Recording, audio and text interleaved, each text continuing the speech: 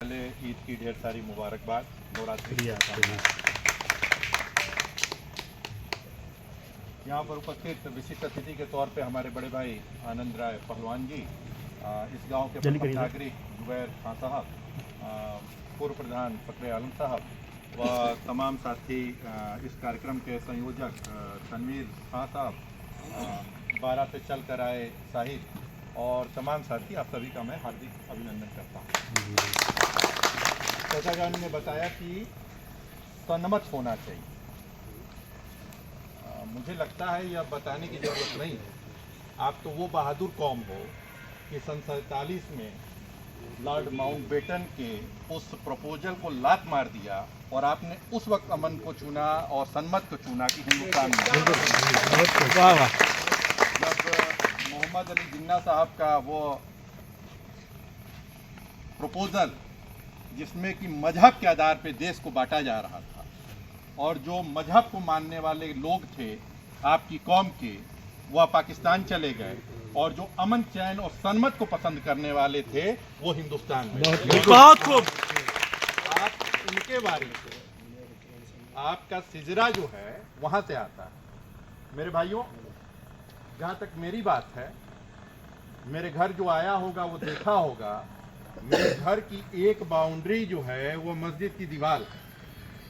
मेरे घर की पीछे की जो बाउंड्री है वो मस्जिद की दीवार है। मेरी अपने तरफ से दीवार नहीं उठाया है। जो हमारे गांव की मस्जिद है वही मेरे गांव घर की बाउंड्री है और उधर मस्जिद है। दूसरी बात, मैं गांव का प्रधान 2010 में मेरे अनुज चुने गए पवन, 2017 में मैं विधानसभा का चुनाव लड़ा जमानिया से। मेरा समाज वहां बामुश्किल 5000 मतदाता के तौर पर और 5000 में मुझको बामुश्किल 500 वोट मिला। हमारे समाज के उस वक्त तत्कालीन यहाँ पर सांसद होते थे, वो कथित तौर पर मुख्यमंत्री बनने जा रहे थे 2017 में, तो उन्होंने अपनी कसम और प्रतिष्ठा लगाकर, दांव लगाकर मुझे, मेरे समाज के लोगों को वोट नहीं देने दिया। मेरी प्रतिष्ठा जो बचाई वो आपके कौम ने बचाई। कंसारों बार के 26 गांव और 26 के 26 गांव अतुल जीत गया। बहुत खूब। एक तरफा जब मुझे इतनी मोहब्बत, इतना प्यार दिया, तो उस प्यार और मोहब्बत को मैं जीवन पर्यंत कभी भूलने की स्थिति में नहीं हूँ। अगर भूलता हूँ तो मुझसे बड़ा कृतज्ञ कोई नहीं होगा। अभी परसों देश की राजधानी दिल्ली में विश्व भोजपुरी सम्मेलन हो रहा था, 13वां विश्व भोजपुरी सम्मेलन। भारतीय जनता पार्टी के तमाम कद्दावर नेता मंच पर थे। मनोज तिवारी जी, केंद्रीय मंत्री चिराग पासवान जी, सर्वदलीय कार्यक्रम था। पूर्व लोकसभा स्पीकर मीरा कुमार जी, पूर्व सांसद महाबल मिश्रा जी, पूर्व केंद्रीय मंत्री बक्सर के पूर्व सांसद अश्विनी चौबे जी, सब लोग थे। जब मुझे बोलने का मौका मिला उस वक्त मैंने यह बात कही अपनी बातों के दरमियान, क्योंकि वो भोजपुरी सम्मेलन था, भोजपुरी की बात हो रही। तो भोजपुरी की बात में मैंने वहाँ ध्यान उनका आकृष्ट कराना चाहा कि भोजपुरी में, भोजपुरी भाषा के साथ जो अन्याय हुआ है वह तो हुआ ही है कि उसको अभी तक 8वीं सूची में नहीं डाला गया।